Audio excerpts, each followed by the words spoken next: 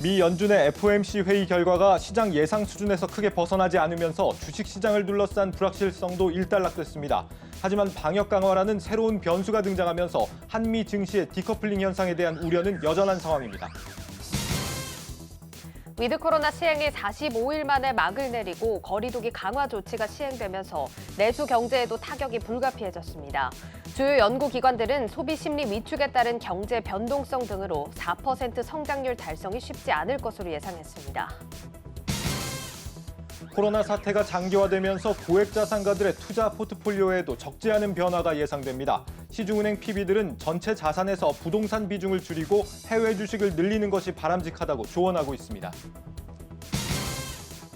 오세훈 서울시장이 집값 급등 사태가 공급 부족에서 비롯된 것이라며 내년부터 본격적인 주택 공급에 나서겠다고 밝혔습니다. 그동안 정비 사업에서 배제됐던 도시재생 지역도 포함시키고 재건축의 층수 제한 규제도 폐지할 전망입니다.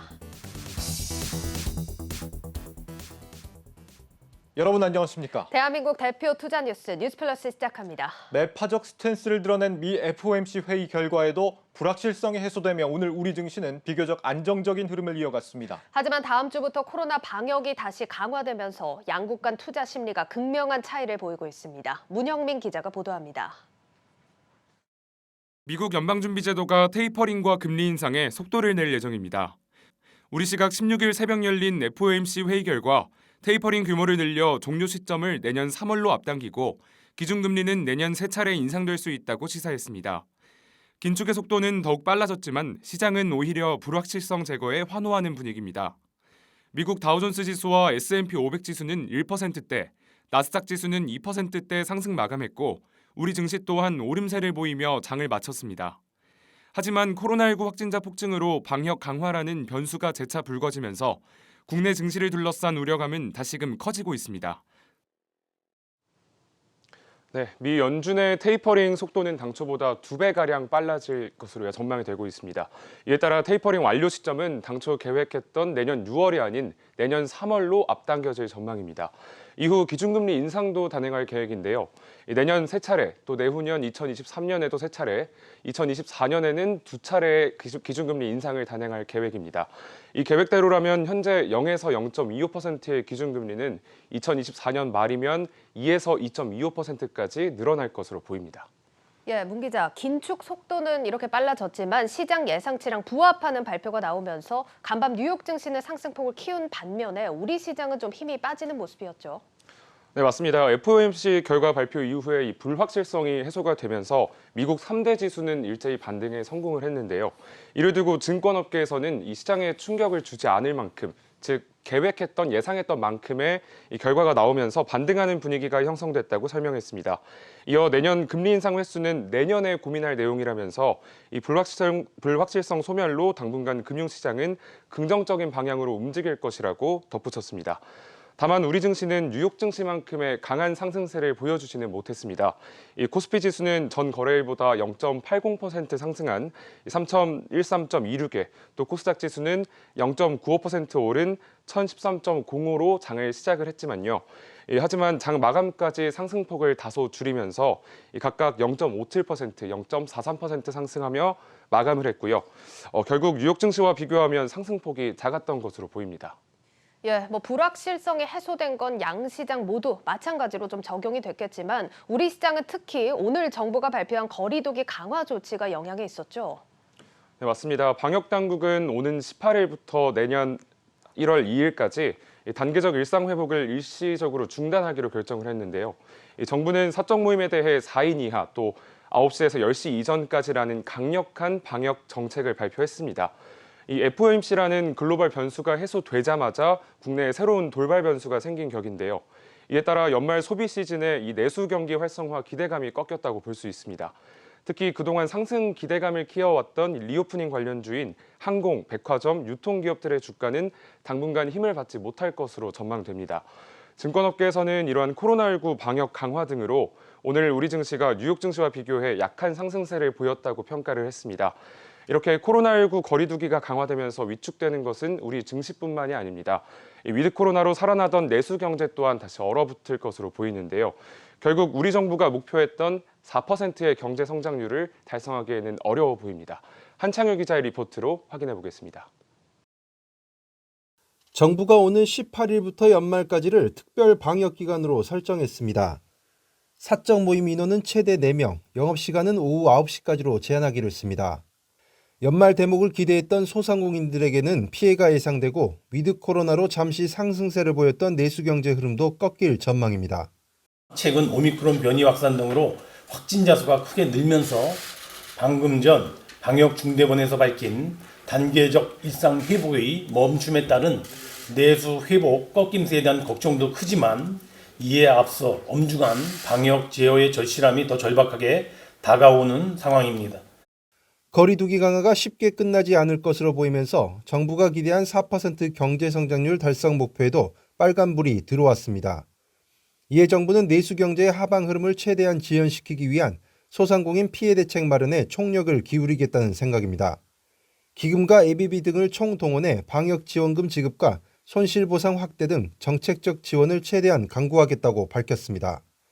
또 4분기 민간 소비와 투자 분야에 재정 집행 역량을 집중하기로 했습니다. 올해 반드시 4%의 성장을 시현하고 내년에 3% 초반의 성장 목표라고 하는 프레임하에서 연말 마지막까지 민간의 소비 투자 및 4, 4분기 재정 집행에 총력을 기울여 나가고 아울러 내년도에 새로운 경제정책 과제 발굴에도 모든 역량을 집중하고자 합니다. 하지만 주요 연구기관들은 수시로 출현하는 변이 바이러스와 수요 심리 위축에 따른 경제 변동성 등으로 4% 성장률이 쉽지 않을 것으로 내다봤습니다. LG경제연구원과 글로벌 신용평가사 스탠더드앤푸어스는 올해 우리 경제 성장률 전망치가 정부의 기대보다 낮은 3.9%를 기록할 것이라고 예상했습니다. 방역이나 락다운을 좀 더 강화하면서 내수 경기에는 좀 부정적인 영향을 미칠 거로 보여지는데 강한 확산과 규제, 출렁거림이 내년 초까지는 좀 계속될 거다. 방역 강화로 다시 살아난 소비 심리가 위축되고 락다운 기간이 길어질 가능성이 커지면서 우리 경제 성장률 전망치의 의미가 점점 퇴색되고 있습니다. 한국경제TV 한창률입니다. 네, 다시 시장 얘기로 돌아보겠습니다. 예, 문 기자, 미국과 한국장의 온도차가 다시 한번 발생했습니다. 이전부터 사실 이런 디커플링 현상이 꾸준히 우려로 지적돼 오지 않았습니까? 그래서 이번에도 이렇게 흐름이 엇갈린 게 단순히 우리 정부의 방역 강화 때문이라고만 말할 수는 없을 것 같은 상황인데 증권가에서는 어떻게 분석합니까? 앞서 살펴본 코로나19 방역 이슈는 물론이고요. 달러화 강세 등 미국이나 한국의 증시 디커플링 이유는 많겠습니다만 이 증권업계에서 입을 모아서 평가하는 주된 이유는 바로 이 공급망 차질인데요. 코스피 시가총액 상위 종목 대부분이 삼성전자, SK하이닉스, 현대차 등 제조업에 치중이 돼 있습니다. 이렇게 코스피 시총 상위 종목의 60% 가까이가 경기 민감 업종, 또 IT 업종, 그리고 자동차 등 이 공급망 차질과 관련된 업종인 반면 이 미국의 S&P 500 지수의 경우에는 그 비중이 28.8%로 낮은 수준이었습니다.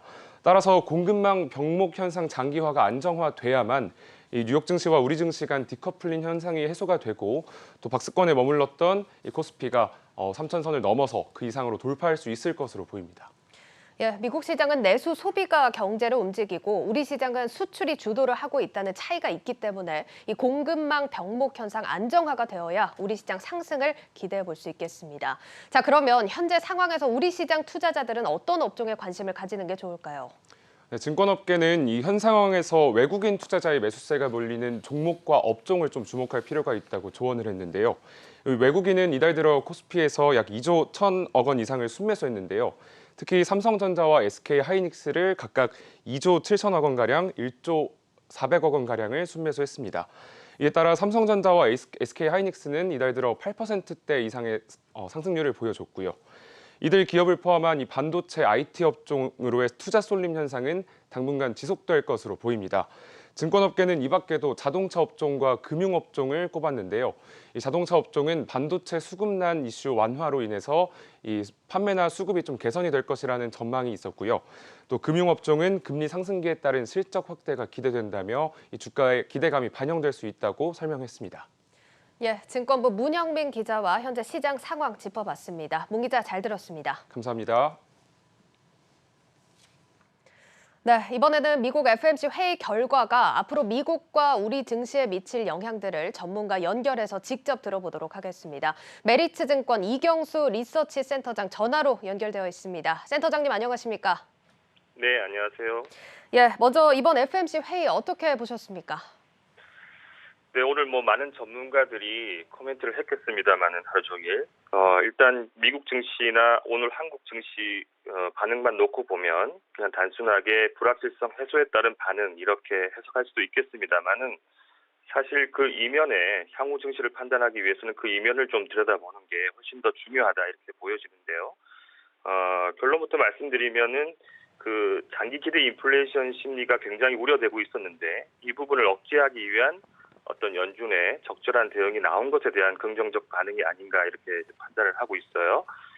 그 이유는 두 가지 정도로 볼 수 있는데 일단 미국 소비자 물가가 이제 6.8%까지 올라왔기 때문에 굉장히 높은 인플레 압력을 보이는 상황에서 미국 연준이 유동성 공급을 계속 하고 있는 것에 대한 상당한 심리적 압박이 있었을 것으로 보입니다. 그래서 시장의 일부에서는 테이퍼링을 급격한 규모로 시행할 수도 있지 않느냐라는 우려가 있었는데 예상대로 이제 300억 달러로 나온 거죠. 이 부분에 대한 안도가 일단 있었다라고 보여지고요. 일단 급격한 긴축 전환은 없었다라는 부분.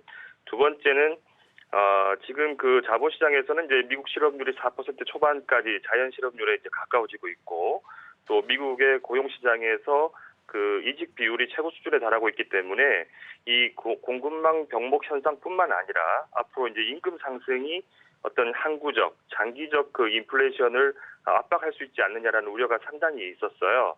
그런데 이제 그동안 파월을 포함한 연준은 인플레이션을 일시적이라고 얘기를 하고 있었죠. 그런데 이 부분에서 이제 어제 FOMC에서 파월 의장이 경기가 이제 완전 고용에 가까워졌다라고 언급한 것은 그동안 자본시장의 우려와 시각을 일치하는 행동을 보인 거다 이렇게 좀 보여지고 그래서 이제 그 장기 인플레이션을 막기 위해서는 테이퍼링을 빨리 이제 중단하고 금리 인상의 정책 여력을 남겨둬야 되기 때문에 장기적으로 부담을 줄 수 있었던 그 장기 인플레이션 압력을 억제하기 위한 연준의 적절한 대응이 나왔기 때문에 하루 반응은 불확실성 해소로 볼 수 있습니다만은 장기적으로는 페드의 정책 실패 가능성이 조금 줄어들었다라는 부분에 반응을 한 게 아닌가 이렇게 좀 이면적 해석을 들여다보는 것이 훨씬 더 좀 중요하다고 보여집니다.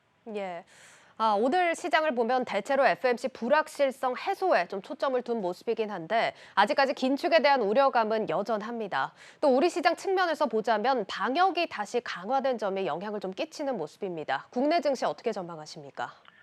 글쎄요, 오늘 한국 증시가 이제 미국 증시보다 조금 부진했던 이유를 방역 강화로 해석을 하고 있습니다만 저는 이 부분에 동의를 하지 않고요. 왜냐하면 그 한국 증시 내에서 차지하는 시가총액이나 이익 기준으로 봤을 때 내수가 차지하는 비중은 거의 없습니다. 그래서 실제로 방역 강화되더라도 성장률에는 타격을 조금 줄 수 있습니다만은 자본시장 입장에서 봤을 때는 시가총액과 이익 기준이 미미하다는 측면에서 그 부분이 차이를 보인 것 같지는 않고요. 아마도 이제 오늘 미국 증시가 어제 급등했기 때문에 오늘 밤에 조금 조정받을 수 있지 않느냐는 우려가 오후장에 좀 반영된 거 보고요. 예.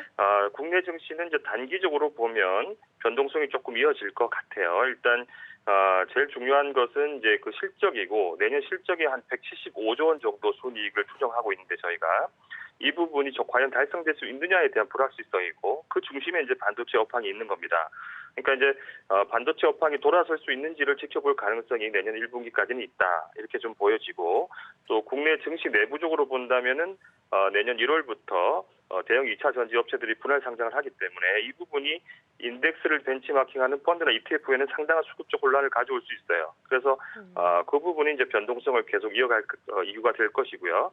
장기적으로 본다면은 상승 추세는 유효하다 이렇게 좀 판단을 하는데 예.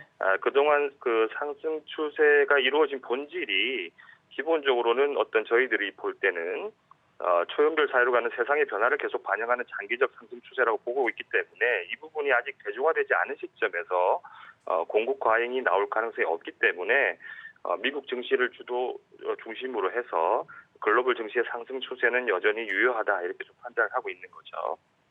장단기 전략을 좀 다르게 세봐야 할 것 같은데 그렇다면 국내 증시의 가장 큰 변수는 무엇인지 또 반면에 성장 기대 요인은 무엇으로 보시는지 궁금합니다. 네, 일단 한국 증시가 하반기 이후에 소외되어 왔기 때문에 글로벌 증시 변수의 교집합은 제외하고요. 국내 증시가 이제 소외받았던 변수가 주요 변수일 거고 그것이 또 기대 요인이 될 것 같습니다.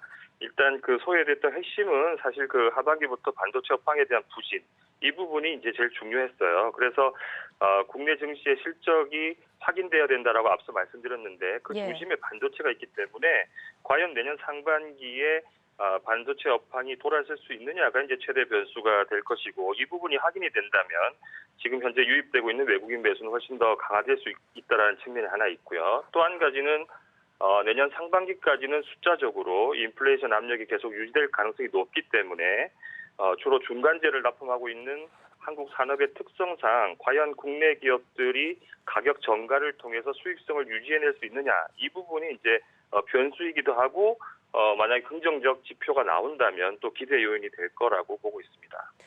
예, 업황과 관련돼서는 좀 거시적인 흐름을 짚고 가야 할 것 같은데 저희가 앞서서도 짚어봤지만 이 유동성 축소 문제와 관련해서 선진국과 신흥국 증시가 받아들이는 결과가 다를 수 있다. 이런 예상이 나오고 있고요. 또 최근 한미 증시 디커플링 현상 심화도 우려 요인입니다. 이 부분에 대해서는 어떻게 보십니까?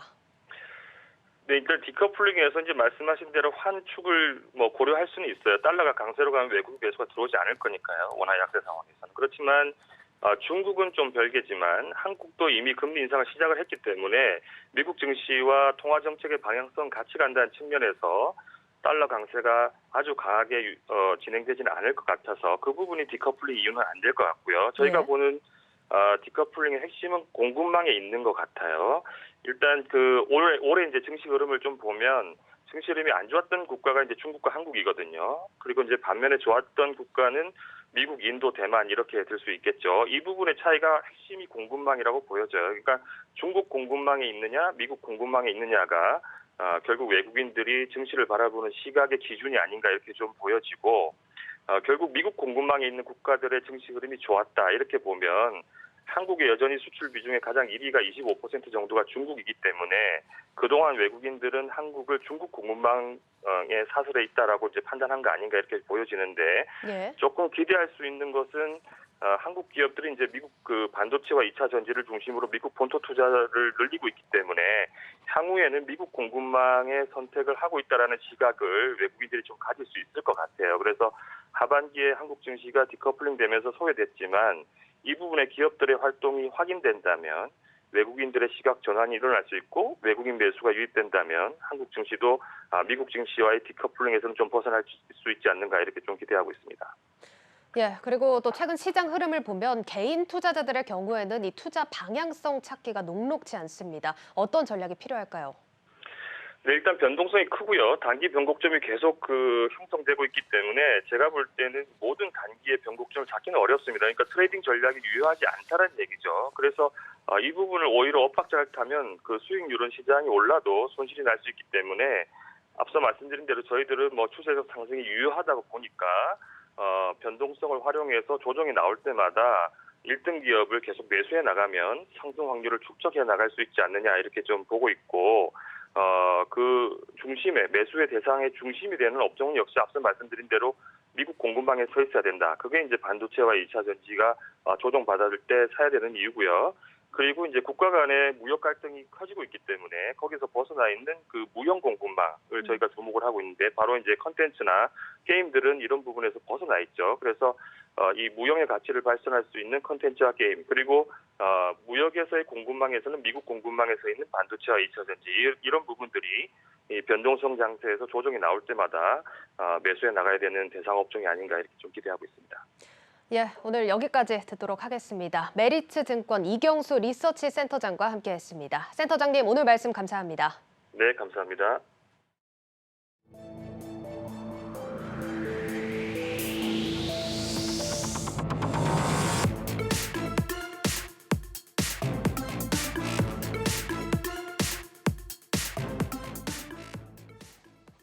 팬데믹이 길어지면서 투자자들의 자산 관리 방향성에도 변화가 감지되고 있습니다.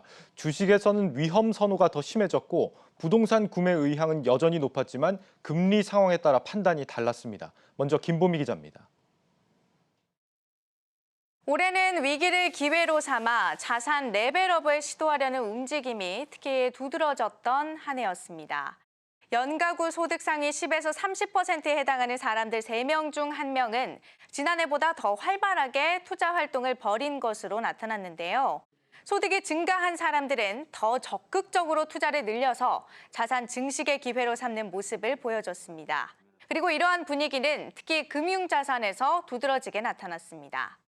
우리가 투자 성향을 알아볼 때 흔히 공격 투자형, 적극 투자형, 위험 중립형, 안정 추구형, 안정형 이렇게 총 5단계로 분류하는데요. 여기에서 공격 투자형과 적극 투자형을 합한 비중이 지난해보다 5.2%포인트 늘었습니다. 올 들어 하이 리스크, 하이 리턴을 추구하는 경향이 더 짙어진 겁니다. 이렇다 보니 주식과 펀드 투자 금액은 지난해보다 더 늘었고 안정적인 투자처로 분류되는 예적금이나 채권, 보험 등에서의 투자 금액은 지난해와 비슷한 수준을 유지했습니다. 주식만 따로 떼어놓고 보면 국내외 할 것 없이 골고루 투자가 늘어난 모습이었는데요. 특히 해외 주식에서는 중국과 미국, 베트남, 홍콩, 서유럽 순으로 관심이 높았던 것으로 파악됐습니다. 그렇다면 가상화폐는 어땠을까요? 하이리스크, 하이리턴 하면 이 가상화폐를 또 빼놓을 수 없는데요. 소득 상위 30% 이내는 손실 위험이 너무 크다는 이유로 크게 선호하지 않는 것으로 나왔습니다. 팬데믹 이후 관심이 생기거나 투자한 자산에서 가상화폐는 은행 정기 예적금보다도 낮은 수준이었거든요. 투자 금액별로는 200만 원 이하가 43.5%로 가장 높았고 200에서 500만 원 그리고 1000에서 5천만 원 순이었습니다. 집값 얘기도 빼놓을 수 없겠죠. 올해 집값 상승으로 전체 자산에서 부동산이 차지하는 비중은 지난해보다 2%포인트 넘게 늘었고요. 총 자산 역시 1억 5천만 원가량 더 늘어난 것으로 나타났습니다. 그래서일까요? 연가구 소득 상위 10에서 30%에 이르는 부유층의 약 60%는 향후에도 부동산을 매입할 의향이 있다라고 답했는데요. 다만 대출이자 수준이 4에서 5%에 이를 경우에는 부동산 매입을 포기하겠다는 답변이 응답자의 절반가량을 차지했습니다. 한국경제TV 김보미입니다. 네, 그렇다면 내년 자산관리 전략은 어떻게 세우는 게 좋은지 국내 주요 시중은행 PB들로부터 의견을 들어봤습니다. 정치경제부 문성필 기자 나와 있습니다. 문 기자, 이 고액 예금자들을 상대하시는 이 투자 컨설팅 해주시는 분들의 의견이라서 이제 좀 더 관심이 가는데 어떤 의견들이 나왔습니까? 일단 뭐 그전에 먼저 말씀드려야 될 게 네. 고액 투자자들을 상대로 하시지만 네. 그 일반 투자자들 상대로도 또 상담을 하시니까 또 큰 오해는 없으셨으면 좋겠습니다. 알겠습니다. 네. 더 귀 기울여 봐야겠네요. 네. 네. 그럼 먼저 이제 주식과 채권, 뭐 달러 뭐 이런 것들을 자산을 어떻게 좀 분배할 것인가에 대해서 물어봤습니다. 네. 이 솔직한 답변을 위해서 사실 익명성을 보장을 했는데요. 구체적으로 수치를 제시한 은행이 있고 또 확대 축소 등 이제 큰 그림을 제시한 은행이 있었습니다. 예. 이걸 좀 나눠서 살펴보도록 하겠습니다. 먼저 이제 국민은행과 신한은행의 경우는요, 현금 확대에 의견을 같이 했습니다. 다만 이 채권의 경우는 좀 의견이 갈렸는데요. 국민은행 같은 경우는 축소 의견을 냈는데 신한은행 같은 경우는 금리 인상 수혜를 볼 수 있는 단기 채권은 확대하라고 조언했습니다. 예. 다음은 좀 구체적인 수치를 제시한 뭐 하나은행, 우리은행, 농협은행의 의견을 한번 살펴보도록 하겠습니다. 이들 역시 내년에 현금을 반드시 확보해야 된다 이렇게 조언을 했거든요. 그건 네. 앞서 국민과 신한도 마찬가지였습니다. 최소 자산의 20% 이상을 현금을 보유해야 된다라고 얘기를 했는데 네. 앞서 뭐 계속 이야기 나왔지만 미국 중앙은행의 연방준비제도가 내년에 금리 인상을 3차례 실시할 수 있다 이렇게 시사하고 있고 이렇게 되면 세계 경제의 변동성이 굉장히 커질 수 있잖아요. 네. 때문에 저점 매수가 가능한 시점에 대비해서 이른바 실탄을 대비해라 이런 것 이야기입니다. 예. 이와 관련해서 전문가 이야기도 한번 보시겠습니다. 이제 현금을 보유하는 목적은 좀 변동성이 좀 심하니까 이럴 때 조금 빠져 있을 때 주식을 추가 매입할 수 있는 기회를 좀 갖고자 하는 거고 대체 자산을 이제 일부 포트폴리오로 가져가는 이유는 이게 위험 대비 수익률이 주식하고 채권을 가지고 포트폴리오 짜는 것보다는 조금 더 수익률이 높습니다. 네, 현금을 확보하라 이게 공통된 의견인 거고 네. 부동산 비중은 또 유지 또는 축소하라는 의견이 또 많았다면서요? 네, 그렇습니다. 가장 큰 이유는요. 앞서 이야기했지만 금리 상승기에 접어들었다는 점 때문입니다. 예. 내년 한국은행도 2차례 금리 인상을 좀 예고하는 등 또 이제 금리 상승기가 예고가 되어 있고요. 이럴 경우에는 대출 금리가 6%대에 다다를 수 있습니다. 이 부동산의 경우에는 특히 대출을 받아서 구입하는 경우가 많잖아요. 예. 또 내년에 부동산으로 6%대 이상의 수익을 거두기 어려울 것이다. 이런 전망이 나오는 만큼 부동산 자산 비율을 유지 또는 축소해라. 이런 의견이 나오고 있습니다. 대신에 주식 투자 그리고 상장지수 펀드 투자를 추천한 경우가 많았는데요. 특히 그 메타버스, ESG 등 일부 테마 중심으로 현재 자금이 몰리고 있는 만큼 특정 섹터에 한꺼번에 투자하는 ETF가 효과적일 수 있다. 이런 의견들이 많이 나왔습니다. 이와 함께 금리 상승기에는 앞서 이야기했던 것처럼 장기 채권보다는 3에서 6개월 내외의 단기 채권 투자가 유리하다, 효과적이다라는 의견이 대다수였습니다. 네, 주식 투자만 놓고 봤을 때 그러니까 뭐 해외냐 국내냐 이것도 역시 좀 고민이 될 것 같은데 네. 올 하반기 같은 경우는 아무래도 좀 해외가 좀 더 좋았던 걸로 보입니다. 맞습니다. 내년 투자 비중은 그렇다면 국내냐 해외냐 어떻게 가져가는 게 좋습니까? 어떻게 보십니까? 뭐 역시나 좀 더 변동성이 높아지니까 네. 해외 쪽이 좀 더 선호되지 않을까 싶은데요.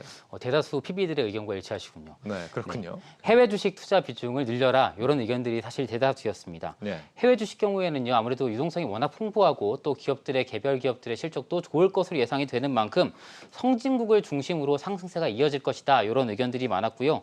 국내의 경우에는 현대엔지니어링 그리고 LG에너지솔루션, 현대오일뱅크 등 이른바 IPO 대여들이 대기하고 있는 상황이기 때문에 공모주 청약이나 공모주 투자 펀드에 가입하는 것을 추천하는 의견들이 많았습니다. 네. 또 내년 3월 또 대선이 있잖아요. 이 정책 방향성에 따라서 변동성이 클 수 있고 앞서 계속 이야기했지만 세계 금리 인상 그러니까 FOMC 인상으로 인해서 미국 금리 인상으로 인해서 시장 변동성이 커질 수 있다. 요거에 또 대비해야 된다. 그러니까 저점 매수 기회를 살펴라 이런 의견들이 많았습니다. 국내보다는 해외 비중을 좀 더 가져가고 공모주 청약도 노려라. 알겠습니다.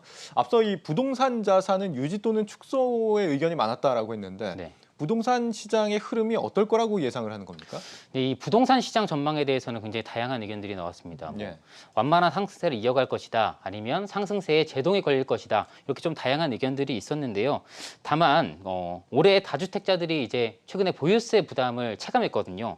이런 만큼 예전처럼 투자자들이 부동산 시장에 적극적으로 뛰어들기에는 좀 제한이 될 것이다. 예. 이런 의견들이 공통된 의견이었습니다. 그리고 또 금리 인상기인 만큼 부동산 신규 매수에 대해서 대출 부담이 늘어날 것이거든요. 때문에 이런 부분도 시장에 영향을 줄 수 있다. 이런 의견들이 나왔고요. 이와 함께 수도권과 지방 그리고 핵심 지역과 주변 지역 각 가격 차별화가 크게 일어날 것이다. 이런 의견도 있었습니다. 특히 상가와 관련된 상가용 부동산의 상업용 부동산의 경우에는 대부분 가격 조정 가능성에 무게가 실렸습니다. 이와 관련해서 전문가 인터뷰도 보시겠습니다.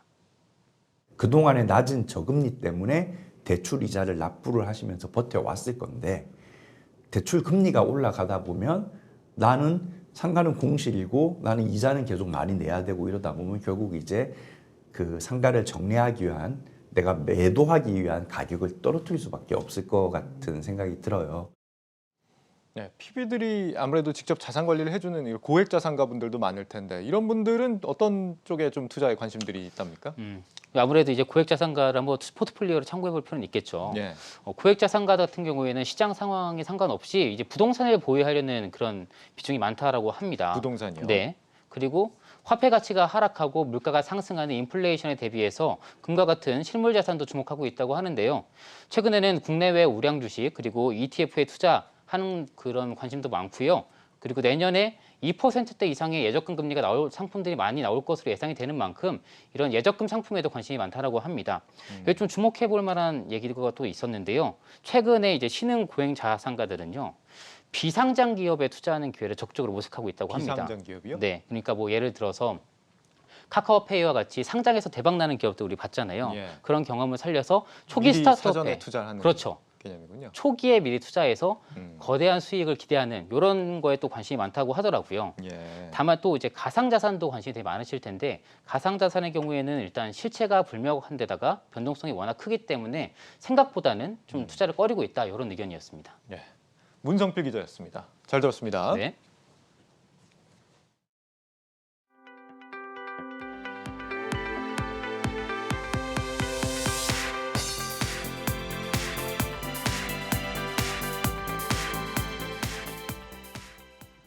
글로벌 전기차 배터리 시장을 앞으로 3, 4년간 한국 배터리 3사가 주도할 것이라는 전망이 나왔습니다. 글로벌 에너지 정보 분석 기업 S&P 글로벌 플래츠는 미국과 유럽 배터리사가 경쟁에 뛰어들었지만 궤도에 오르기까지 현재의 주도권을 쥔 한국 배터리사가 전기차 시장의 성장 수혜를 가져갈 것이라며 이같이 밝혔습니다.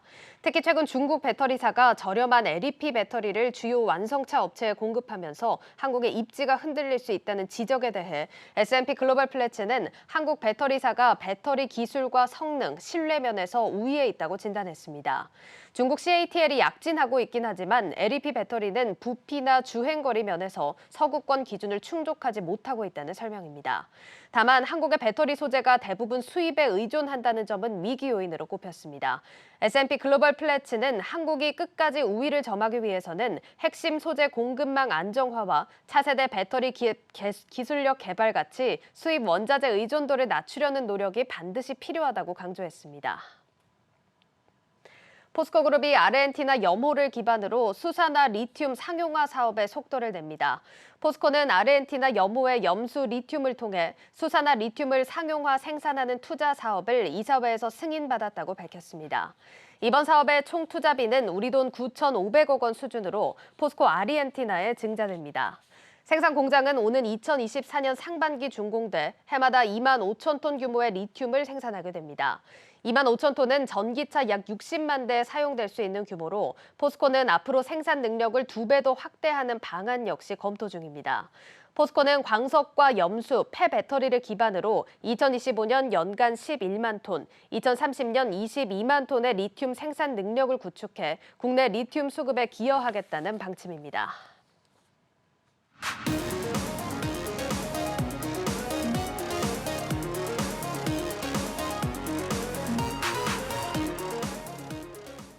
IPO 종목 탐방 시간입니다.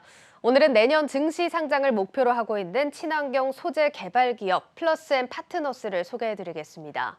이 플러스앤파트너스는 항바이러스 소재 개발과 함께 온라인 콘텐츠 커머스 플랫폼인 에코그램을 경쟁력으로 내세우고 있습니다. 박승원 기자가 이 기업을 탐방했습니다. 지난 2019년 설립된 플러스앤파트너스. 포스트 코로나 시대를 준비하는 친환경 소재 개발 기업으로 지난해 반영구적 향균 신소재 개발에 성공했습니다. 해당 향균 신소재는 향균, 향바이러스 99.99%의 효과를 줄 수 있는데 의류와 잡화, 자동차 내장재 등 다양한 산업군에 접목이 가능합니다. 이 같은 향균 신소재를 활용해 방역 프로그램인 닥터키퍼를 선보이며 국내는 물론 중국 등 해외 시장 진출에도 속도를 내고 있습니다. 이 과정에서 한양여대와 업무 협약을 맺고 친환경 소재 개발에도 힘을 쏟고 있습니다. 가격과 품질에 대한 경쟁력이 가장 중요하다고 판단되어 지난 8월 한양여대와의 MOU 계약과 함께 연구소를 설립하고 친환경 소재 개발에 박차를 가해 2022년 상반기 자체 R&D 연구 개발을 통해 친환경 소재 개발을 완료하고 연속 지속성, 소재, 환경, 친환경 소재. 그래서 친환경이라는 어떤 그 키워드가 서로 일치하기 때문에 플러스앤파트너스하고 한양여대가 친환경 신소재를 개발하고 또 아울러서 인력도 양성하는 그런 취지에서 서로 이제 코업하게 됐습니다. 친환경 소재 개발과 함께 전 세계적으로 기업 평가 핵심 화두로 급부상한 ESG 경영에도 박차를 가한다는 방침입니다. 특히 지난달 국내 최초 친환경 브랜드로 이뤄진 온라인 플랫폼인 에코그램을 론칭해 지속 가능한 제품들을 선보이며 환경보호에 앞장선다는 설명입니다. 이미 K패션 오디션에서 대상을 받은 브랜드인 비건 타이거를 비롯해 미국 친환경 패션 브랜드 K사와 이탈리아 브랜드 도모제로 등 경쟁력 있는 국내외 친환경 브랜드 10개사가 입점해 있습니다. 플러스앤파트너스는 친환경 브랜드들의 입점을 더 늘리는 한편 내년 초 오프라인 매장도 확대한다는 계획입니다. 친환경 소재들로 다양한 제품들을 만들고 입점사 및 패션 기업 브랜드들의 납품을 진행하고 그렇게 만들어진 제품들을 에코그램 플랫폼을 통해 판매하며 다양한 친환경 제품들을 직접 입어보고 경험할 수 있는 오프라인 매장도 내년 초를 시작으로 지속적으로 확대하고 친환경 신소재 개발과 ESG 플랫폼 사업 외에 신성장 동력인 엔터테인먼트 사업에서도 성과를 내겠다는 방침입니다. 현재 작곡팀과 자체 영상팀 등 사업 부문 성장을 위한 준비를 마친 상태며 아티스트도 추가로 영입한다는 계획입니다. 이를 통해 지적 재산권 확보는 물론 내년엔 매출 확대를 꾀하겠다는 설명입니다. 대면 및 비대면을 통한 공연 및 음원 수익이 발생되고 해외 아티스트 내한 공연에 대한 공동 기획 및 투자를 통해 2022년 엔터테인먼트 부문의 매출이 크게 성장할 것으로 예상됩니다. 궁극적으론 친환경 소재 개발로 다양한 제품들을 만들어 소속 아티스트들을 통해 알리고 이를 에코그램 플랫폼에서 판매하는 선순환 구조를 만들겠다는 보관입니다. 여기에 이런 선순환 구조를 통해 내년 턴어라운드와 함께 증시 상장도 추진한다는 계획입니다. 이제 회사의 성장을 위한 모든 준비를 마쳤고 내년부터 본격적인 턴어라운드와 함께 2022년 저희 회사의 예상 매출 밴드는 160억에서 210억 사이의 매출을 예상하고 있으며 매년 50% 이상의 성장을 목표로 하고 있습니다. 2022년 주관사 선정을 끝내고 성공적인 상장을 준비하려고 생각하고 있습니다. 친환경 소재 개발과 ESG 플랫폼을 바탕으로 플러스앤 파트너스가 국내 최초 에코컬처 플랫폼 기업으로 도약할 수 있을지 관심이 모아지고 있습니다. 한국경제TV 박승원입니다. 최근 상장한 한 벤처기업이 완치가 어려운 만성 B형 간염의 완치용 백신 개발에 나서면서 기대를 모으고 있습니다. 실제 효능이 있는지 여부는 빠르면 2023년 상반기에는 윤곽이 나올 것으로 보입니다. 김수진 기자입니다. 세계적으로 만성 B형 간염을 앓고 있는 사람은 2억 5,700만 명, 국내에만 40만 명이 넘습니다. 만성 B형 간염은 방치하면 간경화, 간암으로 발전할 가능성이 있어 대부분의 환자들은 평생 간염 바이러스를 억제하는 약을 복용합니다. 많은 기업이 만성 B형 간염 완치를 연구하고 있는데 국내에서는 차백신 연구소가 만성 B형 간염 완치를 목표로 하는 백신을 개발 중입니다. 저희는 이러한 기존의 항바이러스제를 넘어서는 완치가 가능한 면역 치료제를 개발하는 것을 목표로 하고 있습니다. 바이러스 숫자를 줄이는 거에다가 면역을 올려서 우리 몸에 있는 면역으로 같이 물리쳐보자. 차백신 연구소는 2023년 현재 진행 중인 임상 2비상을 끝내고 라이센스 아웃을 목표한다고 밝힌 바 있는데 한국경제TV 취재에 따르면 2023년 상반기로 시기가 예정돼 있습니다. 실제로 외국 제약사들과 기술 이전에 대한 이야기가 계속 오가고 있고 비밀 유지를 조건으로 공동 임상 중인 곳도 있습니다. 현재 BMS, 길리어드 사이언스 등이 선두를 차지하는 글로벌 B형 간염 치료제 시장 규모는 3조 이상이며 국내 시장만 봐도 2,300억 원 수준입니다. 완치가 가능한 치료제를 개발했을 때는 훨씬 더 큰 이익을 바라볼 수 있을 것이다. 또 실제로 몇 개 회사하고 얘기 중입니다. 딜이 굉장히 큰 규모로 이루어질 수 있겠다라고 생각하고 아직 임상 진행 중이라 성공 여부는 불투명하지만 시장 규모가 큰 만큼 기대를 모으고 있습니다. 한국경제TV 김수진입니다. 한미 양국 정부와 기업 대표들이 공급망 문제와 디지털 전환 해법을 찾기 위해 한자리에 모였습니다. 양국 대표들은 특히 과학기술 분야에서 인력 교류를 늘려야 한다고 강조했습니다. 신용훈 기자입니다. 포스트 코로나 시대 국가 경제의 필수 기반 요소로 떠오른 공급망 구축과 디지털 전환. 하지만 어느 것 하나 국가 간 협력 없이는 문제 해결이 쉽지 않은 분야입니다. 한미 양국 정부와 기업 대표들은 공급망 확충과 디지털 전환을 무리 없이 추진하기 위해선 양국 간 통상 확대가 절실하다는 데 뜻을 같이 했습니다. More importantly, we remain committed to working with both governments to explore other areas of potential cooperation and ways to grow the commercial relationship, including on emerging issues such as digital trade, global health, supply chain concerns, and energy. Continued U.S. trade and investment will be critical to both countries as we recover from the COVID pandemic. 기존의 통상 분야에 더해 포스트 코로나 시대 양국이 협력할 분야를 새롭게 발굴하고 이에 대한 교류를 넓혀가야 한다는 겁니다.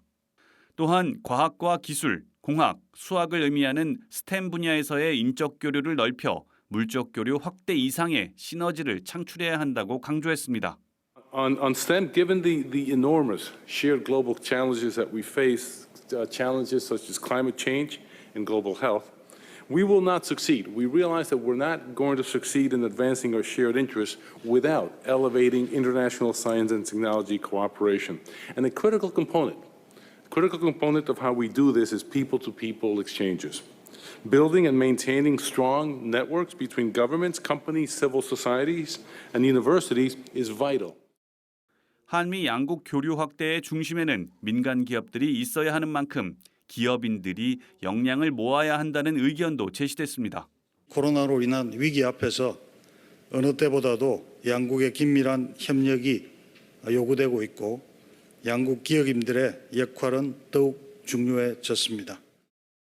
우리나라 외교부와 미국 국무부, 양국 경제인들이 모인 제5차 한미 민관 합동 경제 포럼에 이어 17일에는 제6차 한미 고위급 경제협의회가 이어집니다.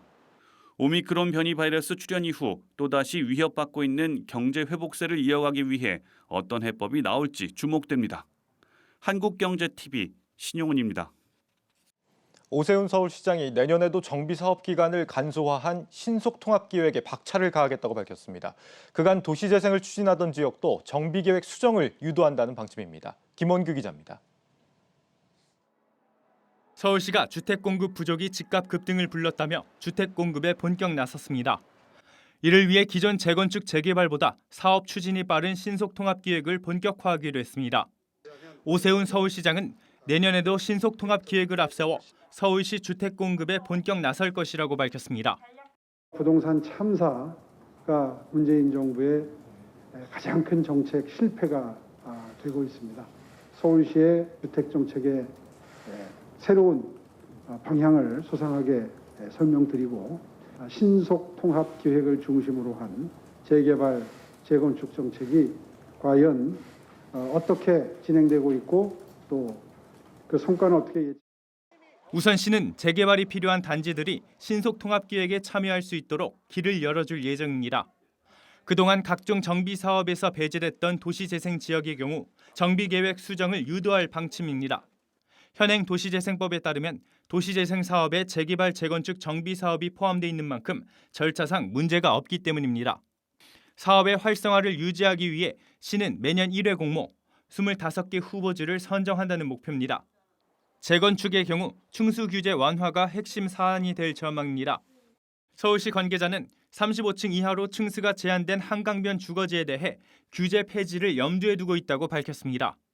이에 따라 시가 요구하는 임대 비율 등에 대한 재건축 조합들의 긍정적 검토가 있을 것으로 시는 기대하고 있습니다. 오세훈 주택 공급 방안이 얼마나 실효성을 거둘 수 있을지 시장의 관심이 모아지고 있습니다. 한국경제TV 김원규입니다.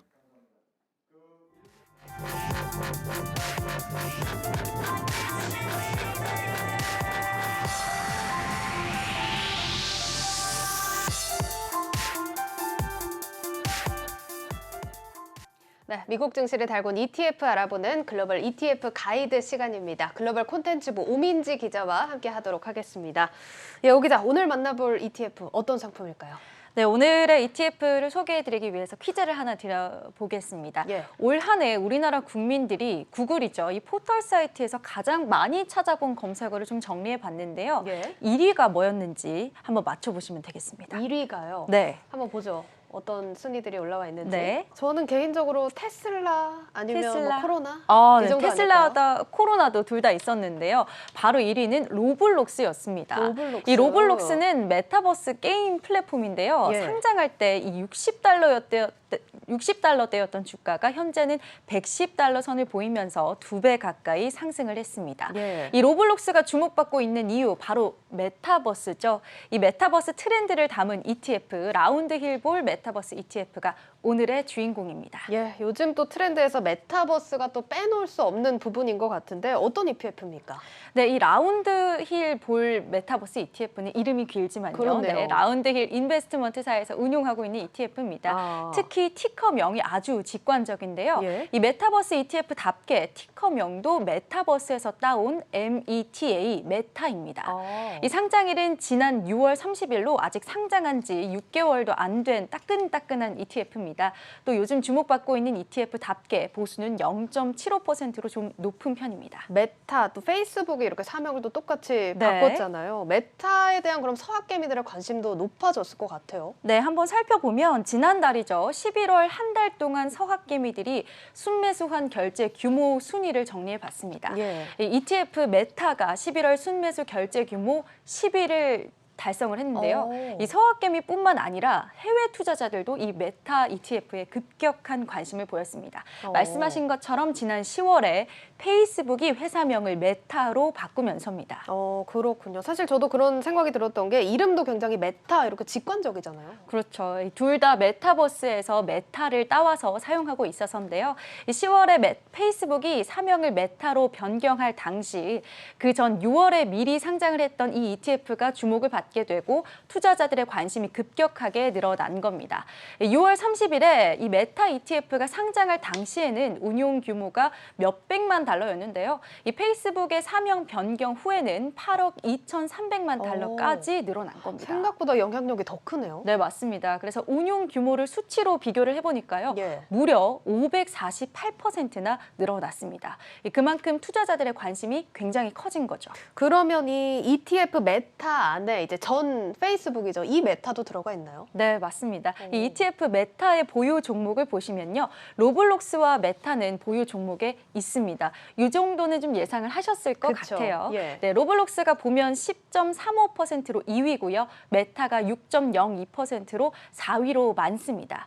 또 엔비디아가 10.98%로 가장 많았고요. 이 밖에도 마이크로소프트, 유니티 소프트웨어, 퀄컴 등 메타버스를 구현할 수 있는 이 기술력을 가지고 있는 기업들이 눈에 띄었습니다. 사실 이게 메타버스라는 개념이 또 등장한 지 얼마 되지 않은 만큼 이 종목 선정에서 좀 까다로울 것 같다는 생각이 드는데 어떤 기준으로 선정을 합니까? 네, 이 메타버스 전문가들이 선정을 한 주식으로 라운드 힐에서 선정을 해서 투자를 합니다. 이 선정 범위를 7가지로 제시하고 있는데요. 보시면 하드웨어, 컴퓨팅, 네트워킹, 가상 플랫폼, 상호 교환 표준, 결제 및 콘텐츠, 자산 및 아이디 서비스 이렇게 7가지로 나누고 있습니다. 이 각각의 범위 내에서 투자 가능한 비율은 25%가 최대입니다. 그래서 예를 들어서 뭐 네트워킹 범위로는 25%보다 더 많이 투자할 수는 없는 거죠. 좀 특이한 게 분야별로 나눠서 분산 투자를 하는 거네요? 네, 맞습니다. 그리고 또 각 기업이 하는 메타버스 사업의 특성도 고려를 해서 투자를 합니다. 이 기업의 모든 사업이 메타버스와 관련된 영역인 경우에는 퓨어로 분류가 되고요. 모든 사업은 아니지만 중요한 사업이라면 코어, 비주류 사업이라면 넌 코어로 분류됩니다. 그래서 퓨어 기업인 경우는 코어 기업보다 2.5배, 코어 기업은 넌 코어 기업보다 2배 더 많은 가중치를 받습니다. 이 메타버스 사업에 더 적극적인 기업에 더 많이 투자하겠다 이런 겁니다. 일단 메타버스라는 게 개인들이 또 직접 판단하기는 또 까다로운 부분이 있기 때문에 뭐 이렇게 전문가들이 선별한 ETF에 투자하시는 것도 좀 좋은 대안이 되지 않을까 싶습니다. 자, 그럼 이 메타의 수익률 어땠습니까? 네, 지난 10월부터 메타 ETF가 상승세를 보이기 시작했지만 최근엔 좀 주가가 다소 부진했습니다. 뭐 연준의 테이퍼링 이슈, 인플레이션 지표 등의 좀 영향이 있었는데요. 오늘은 다시 파월 의장의 발표로 불확실성이 좀 해소되면서 메타 ETF도 상승을 했습니다. 현지 시간으로 15일 메타 ETF는 전거래일보다 1.46% 상승을 했습니다. 예, 사실 이건 뭐 시장 흐름의 영향이고 성장성의 문제는 아닌 것 같다 이런 생각이 드는데 메타버스 시장 전망 마지막으로 짧게 짚어주시죠. 네, 일단 메타버스 시장이 극초반에 불과하기 때문에 앞으로를 더 주목하셔야 됩니다. 뭐 마이크로소프트와 엔비디아 등이 지금 메타버스 솔루션 출시를 하면서 앞다퉈서 투자하고 있는 상황입니다. 오늘 소개해드린 메타 ETF도 주목하시면서 투자처로도 고려해보시면 좋을 것 같습니다. 네, 여기까지 듣도록 하겠습니다. 글로벌 콘텐츠부 오민지 기자와 함께했습니다. 잘 들었습니다.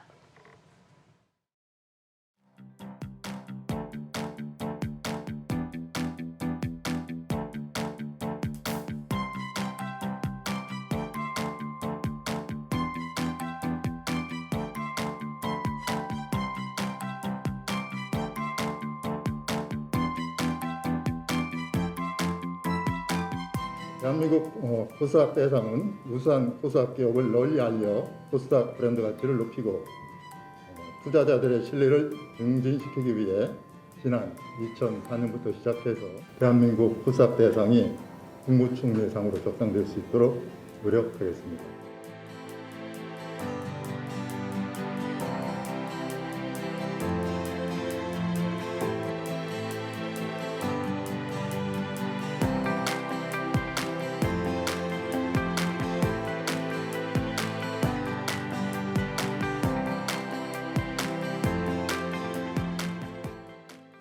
제과업체 오리온의 올해 영업이익률은 16%에 달합니다. 식품업계 평균이 5% 수준이라는 걸 감안하면 상당한 성과인데 오리온을 세계 14위 제과업체로 성장시킨 허인철 부회장이 오늘 다산 경영상을 수상했습니다. 신선미 기자입니다. 코로나19 위기 속에서도 사상 최대 실적을 기록한 오리온. 혁신 전략가로 불리는 허인철 부회장 취임 이후 수년째 고속 성장을 이어가고 있습니다. 이는 일찌감치 글로벌 오리온을 강조하며 중국과 베트남, 러시아를 중심으로 제과 한류를 이끈 허 부회장의 전략 덕분입니다. 실제로 지난해 오리온의 국내 매출은 34%에 불과했고 66%가 해외에서 나왔습니다. 철저한 현지화를 추구했는데 오리온 대표 제품인 초코파이는 국가별로 3-4개 이상의 현지용 제품이 있을 정도입니다. 과대 포장은 줄이고 제품량은 늘리면서 소비자 사이에서 착한 과자라는 별명도 얻었습니다. 포장재와 잉크 사용량을 줄여 얻은 원가 절감분을 제품량은 늘리고 가격은 동결시키는 데 활용했습니다. 식품업계가 원자재 가격 상승을 이유로 앞다퉈 제품 가격 인상에 나섰지만 오리온만은 예외였습니다. 지난 2013년 이후 무려 8년 동안이나 가격을 올리지 않은 겁니다. 포장재 줄이기뿐만 아니라 재고 관리 등을 통해 아낀 비용은 제품 연구 개발에 투자했습니다. 그 결과 대용식 시장에 진출했고 꼬북칩, 화삭칩 등 맛뿐만 아니라 기존에 없던 식감과 모양의 혁신적인 제품을 선보이기도 했습니다. 이를 통해 식품업계 평균이 5% 안팎인 영업이익률을 무려 16%로 높였습니다. 오리온 와서도 그렇습니다. 회사를 잘 만들기 위해서 열심히 했습니다. 또 성과도 났고 그렇지만은 식품기업을 바라보는 눈, 대기업을 바라보는 우리나라의 사회적 정서는 갈수록 자꾸 나빠지고 있는 것 같습니다. 허인철 부회장은 어려운 경영 환경 속에서도 혁신과 도전을 통해 새로운 시장을 창출하고 글로벌 시장을 뚫은 개척자로 평가받으며 다산 경영상을 수상했습니다. 한국경제TV 신선미입니다. 뉴스플러스를 마치겠습니다. 여러분 고맙습니다.